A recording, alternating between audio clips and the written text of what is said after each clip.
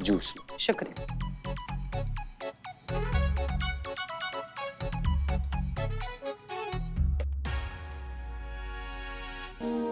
देख रहे हो मैडम, ये हाल है इसका।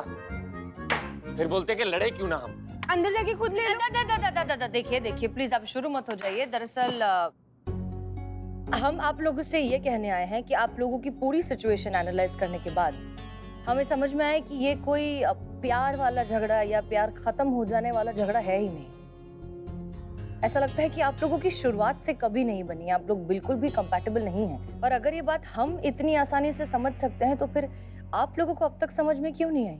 शुरुआत में ही आपने इस रिश्ते से इनकार क्यों नहीं कर दिया? घर दे बड्डियों का प्रेशर मैडम, अब वो तो हमारा कहा मानेंगे नहीं ना। ऐसा कौन सा प्रेशर है जिसके चलते आप अपनी जिंदगी खराब करने के लिए तैयार हैं लेकिन माँ बाप के अगेंस्ट नहीं जा सकते? देखिए, हमें ऐसा लगता है कि आप लोग म्यूचुअली बैठकर बात कर लीजिए और सेपरेट हो जाइए। दो समझदार लोगों की तरह दोस्त बनकर रहिए, अपनी अपनी जिंदगी नए तरीके से फिर से शुरू कीजिए। उसमें परेशानी क्या है? हम ऐसा चाहे भी ना तो भी नहीं हो सकता ऐसे मैडम जी। क्यों? क्योंकि साढ़े पेरेंट्स नहीं मानेंगे मैडम।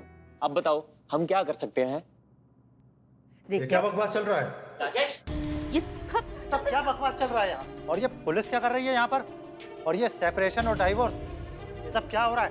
खबरदार जो किसी ने दोबारा यहाँ ऐसे शब्दों का इस्तेमाल किया तो। हाँ, हमें पता ही था कि यहाँ पे ना कुछ देखने और सुनने को मिलेगा, इसीलिए ना मैं अपना वकील लेकर आई हूँ। मैडम आप चिंता मत करिए, एक अच्छा सा केस बनाकर ठोक देता हूँ मुकदमा। बताइए किस पर केस ठोकना है? दुर्लभ नाम है मेरा। अरे इन पुलिस वालों पे। देखिए ना, पुलिस वाले होते हुए शादीशुदा लोगों का रिश्ता तोड़ने की बात कर रहे हैं। अरे ऐसे पुलिस वालों पे तो ना केस ठोको और ऐसा थाना बंद होना चाहिए। और ये काम भी ना हम ही करेंगे। देखिए ना, पुलिस वाले होते हुए शादीशुदा लोगों का रिश्ता तोड़ने की बात कर रहे हैं। अरे ऐसे पुलिस वालों पे तो ना केस ठोको और ये काम भी ना हम ही करेंगे। नहीं, बहुत बढ़िया। मतलब अगर पुलिस मजबूर करे इनको साथ रहने में तो पुलिस हो जाती है हीरो, लेकिन अगर पुलिस इनको इस नर्क से निकाल कर इनका जीवन बर्बाद होने से बचा रही है तो पुलिस हो गई है विलन। कैसी बात कर रही हैं मैडम आप? अलग रहकर भी कोई कभी खुश रहा है क्या? तो साथ रहकर कौन सा खुश हो गए? पूछिए कितना खुश है साथ रहकर। लड़ते मरते रहते, बर्तन फेंकते एक दूसरे पे। इन दोनों को साथ रहना ही नहीं चाहिए। ना कोई सम्मान है, ना इज्जत है, ना प्यार है। इन दोनों को अलग करके इनको खुली हवा में छोड़ देना चाहिए, सच में। और नहीं तो क्या, जबरदस्ती से खींचा हुआ रबड़ जब टूट जाता है ना तो बहुत बड़ा घाव कर देता है। इससे पहले कि इनका जबरदस्ती का बना हुआ रिश्ता टूटकर बहुत बड़ा और गहरा, कभी ना भरने वाला घाव दे जाए, उसको खत्म करना ही जरूरी है। मैडम, कौन सी शादी में एडजस्टमेंट नहीं होता?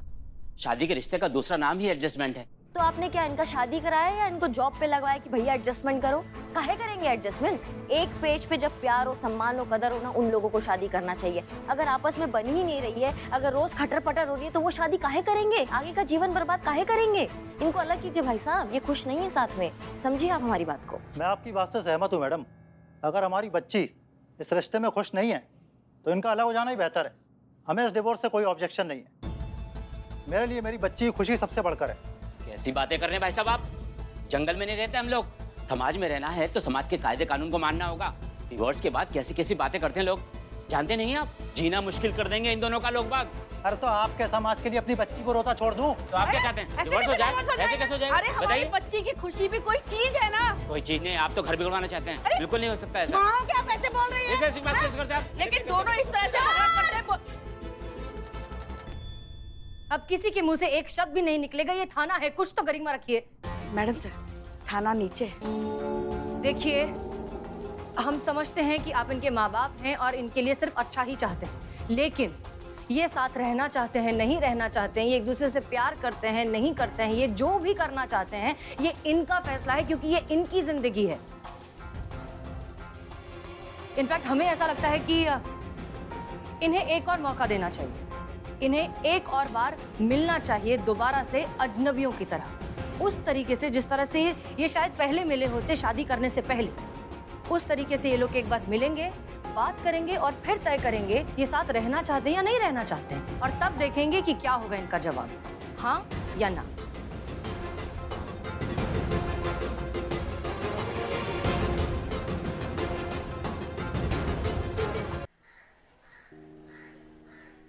मिस्टर राजेश, ये आपके पास आखिरी मौका है इस तकलीफ को हमेशा हमेशा के लिए खत्म करने का। इस बार अगर आप खामोश रह गए तो इस घुटन से कभी नहीं निकल पाएंगे। निकलो इस नरक से बाहर। ना जा तुम खुश हो, ना वो इंसान जिसे तुम अपना पति कहती हो। हम जानते हैं तुम पे क्या बीतती है इंदु। तुम सोचती होगी इतने साल हो गए तुम्हारी शादी को और तुम इतना परेशान रहती हो कि काश उस वक्त जब तुम अपनी शादी का डिसीजन ले रही होगी तब तुमसे किसी ने ये पूछ लिया होता कि तुम क्या चाहती हो इंदु। तुम्हें वो मौका दे दिया होता, तुमने अपने पार्टनर को जांच लिया होता, परख लिया होता, तो आज तुम्हारी जिंदगी का तस्वीर कुछ और ही होता। आज शायद तुम किसी रेस्टोरेंट में बैठ के उसके साथ खाना खा रही होती, उसके साथ टूर पे जा रही होती और कितना खुश होती। वो मौका आज है इंदु। आज एक बार फिर आपको मौका मिला है अपनी आने वाली जिंदगी की तस्वीर को बदलने का। वो कहते हैं ना कि जिंदगी का पहिया कभी उल्टा नहीं घूमता, लेकिन फिर भी आपको किस्मत ने एक और मौका दिया है। वो गलती जिसने तुम्हारी जिंदगी जहन्नुम कर दी उसके बारे में बिल्कुल भी मत सोचना। माँ बाप, रिश्तेदार, बिरादरी, चाचा चाई ताऊ, ये इनके बारे में कुछ मत सोचना। तुम्हारी जिंदगी देखो कैसी हो गई अभी। ये तुम्हारी जिंदगी है और इस जिंदगी का फैसला लेने का हक सिर्फ और सिर्फ तुम्हें है। आपके इस एक फैसले से आप एक नहीं 2 जिंदगियां बर्बाद होने से बचा सकते हैं। इसलिए आज जो भी फैसला लोगी ना, बहुत सोच समझ कर लेना और हमारी मानो तो दिल की सुनना, क्योंकि कुछ भी हो जाए आपका दिल आपसे कभी झूठ नहीं बोलता। अब सब कुछ राजेश और इंदु के हाथ में है। अगर इन्होंने सही डिसीजन नहीं लिया तो महिला थाने पर आने वाली मुसीबत को हम रोक नहीं सकते।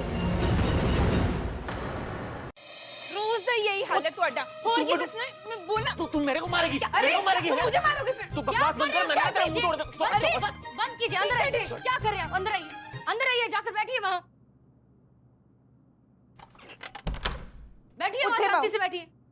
अरे आप बैठ जाइए उस तरफ। मैडम देख लो की कर दी पई है। बस आप लोग शांति से यहाँ बैठिए, क्योंकि हम आपकी इस प्रॉब्लम की जड़ तक पहुँचना चाहते हैं और आप हमें कोऑपरेट करेंगे। Is that clear?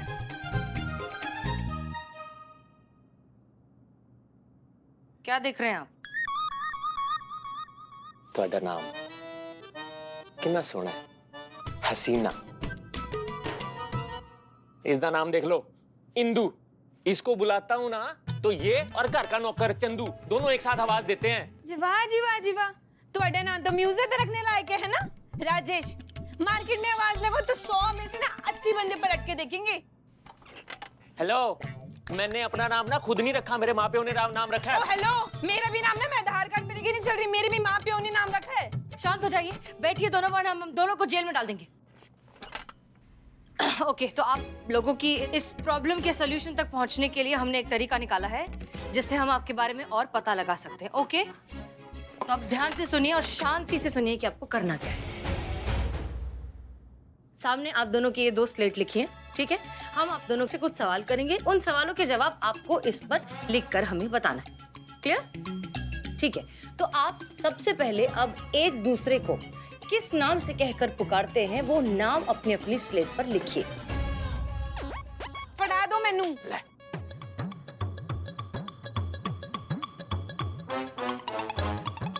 क्या लिखा?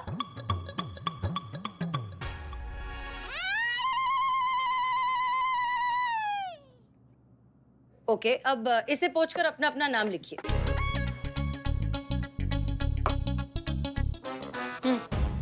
अब उसके नीचे एक दूसरे का बर्थ डेट लिखिए।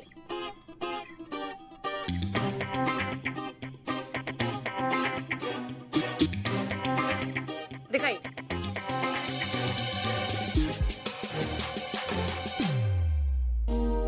ये देखिए, दिसंबर की स्पेलिंग ही गलत लिखी है।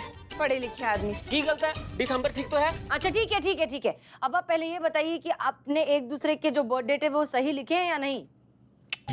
मतलब आपको एक दूसरे के बर्थडे भी नहीं पता? मैम अपना बर्थडे छोड़िए, आपने ये देखिए स्पेलिंग मिस्टेक है। दिसंबर की स्पेलिंग लिखनी नहीं आती। ठीक तो है दिसंबर, और कैसे होता है? मैडम अच्छा देखो, ठीक है, ठीक है, ठीक है, ठीक है। अब आप एक दूसरे का फेवरेट खाने का डिश, उसका नाम लिखिए। ओके, तो क्या ये जवाब सही है? दिखाएं की लिखा है? नहीं। नहीं?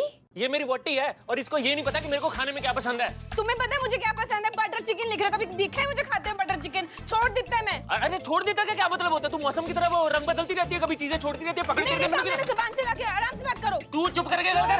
आवाज नीचे कर। अरे मैं दस रही हूं, मैं सिर फोड़ के तेरा हाथ लगा के तो दिखा। तू ऊपर चल, तेरी मैं टांगे तोड़ूंगा फिर देखना। तू आप खाना बनाओगे सब खाने एक वाले हो। शब्द और निकला ना तो सारे डंडा यहीं निपटा देंगे, बता रहे हैं। अब जाइए अपने रूम में, दरवाजा बंद कीजिए और फिर कीजिए एक दूसरे का फजीहत। इस बार लेडीज फर्स्ट नहीं होगा, मैं फर्स्ट आऊंगा। देखी तू ऊपर चल, तू तुमने दस दिया। कहा था मैडम सर, काउंसलिंग हर एक की बस की बात नहीं होती है। हम जाते हैं। मैडम सर, हमने आपसे कहा था, ये कुत्ते की दुम है जो सीधी नहीं हो सकती। इनको बाहर फेंकते हैं, इनको यहाँ से निकालते हैं, इनको बोलते हैं यहाँ से जाइए, फिर देखा जाएगा क्या होगा। हाँ नहीं करिश्मा सिंह, अब भी एक रास्ता बाकी है।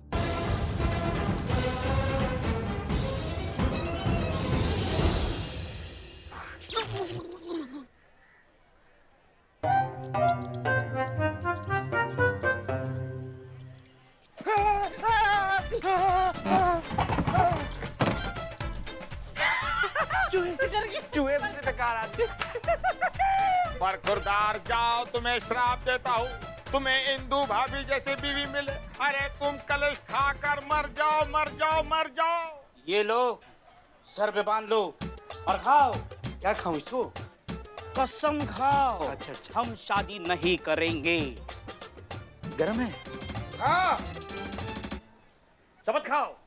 हाँ, हम शपथ लेते हैं कि आजीवन शादी नहीं करेंगे। यहाँ तक कि कटना कैफ भी आके हमसे बोली कि द बिजनेस टाइकून इकबाल, हमने शादी कर ली, तुम भी कर लो, फिर भी नहीं करेंगे, ठीक?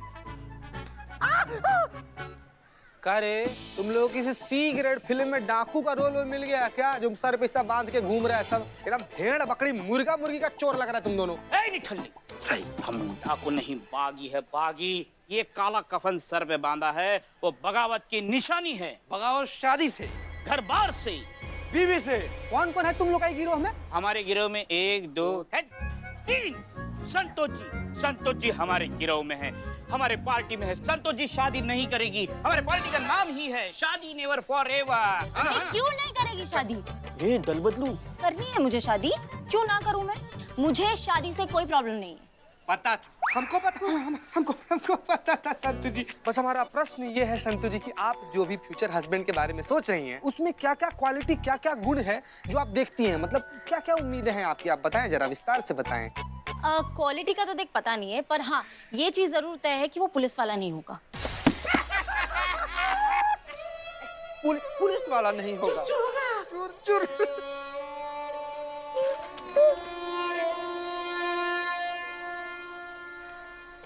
एक मिनट, ये तो राजेश के नाम पर चालान है और वो भी अनपेड है। मैडम सबको फोन करके बताना चाहिए ना। चालान राजेश का कटा इसका। चीते इतना दिल पे नहीं लेते, कुछ लोग होते हैं। हाँ एक सेकेंड, चीते मैडम से ने कहा है कि राजेश के पास जाए और ये चालान उसको दे दे। चल मेरे साथ। जा जल्दी जा नहीं तो संतु जी, जाएगा हंस अकेला। हम शादी नहीं करेंगे। लेकिन संतु जी, हम आपसे इतना ज्यादा प्यार करते हैं जैसे ब्रह्मांड तारों से, चांद सितारों से, मौसम बहारों से, देवदास पारों से, कुत्ता कारों से और निठल्ला चमत्कारों से। हम आपके लिए चीते। हाँ क्या हुआ, साथ में नहीं चलना क्या? संतु जी, हमारा ना जी में आ रहा है कि क्या वो जी मचल रहा है? नहीं संतु जी, हमारे जी में आ रहा है कि हम पुलिस का नौकरी छोड़ दें। क्यों, क्या हो गया? आप ही बोले ना कि आपको वो लड़का से शादी करना है जो पुलिस में नहीं हो, तो इस हिसाब से तो लड़की सबको वही लड़का पसंद है ना जो पुलिस में नहीं है। लेकिन हम तो पुलिस में हैं, तो हमारा शादी भी नहीं हुआ, तो ऐसे तो हम कुंवारे सूखे निकल लेंगे संतु जी। नहीं चीते, ऐसा बिल्कुल भी नहीं है।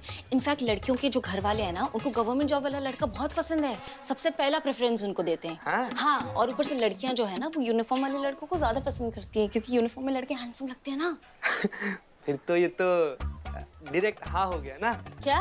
नहीं मतलब हमको लगा कि आप पुलिस वाला लड़का से शादी नहीं करेंगे, लेकिन आपको तो पसंद है सब पुलिस। नहीं, मुझे पुलिस वाले लड़के से शादी नहीं करनी। काहे संतु जी कहाँ हैं आप? बोली से पुलिस फेर आ गए थे। देखिए, तुसी देखो, हमको अब कोई काउंसलिंग नहीं चाहिए। तुसी सुनो, कोई काउंसलिंग करने नहीं आए। ये अनपेड चालान है आपके नाम का, ये देने आए। भरिया इसको।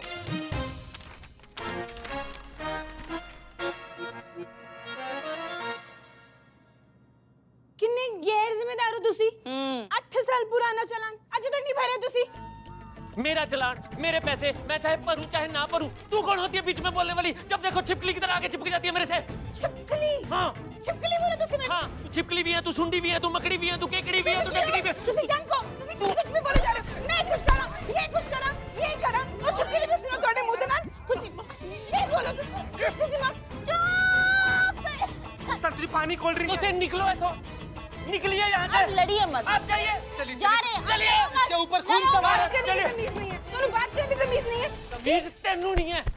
हाँ हाँ बिल्कुल। क्या कहा फिर?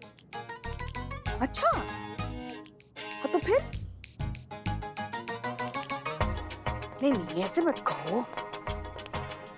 ऐसे के अच्छा हम बाद में बात करते क्या है बात करे थे हम तो हम ना करें, हम अपने पति से बात ना करें, पूरा दिन बतियाती रहती हैं आप। पता नहीं कितना बात करना पसंद है आपको। 2 मिनट फोन खाली नहीं छोड़ती, कब से बिजी उनका फोन आ रहा है। फिर कहते हैं हम दादी नहीं बनती है, दादी नहीं बन पाती।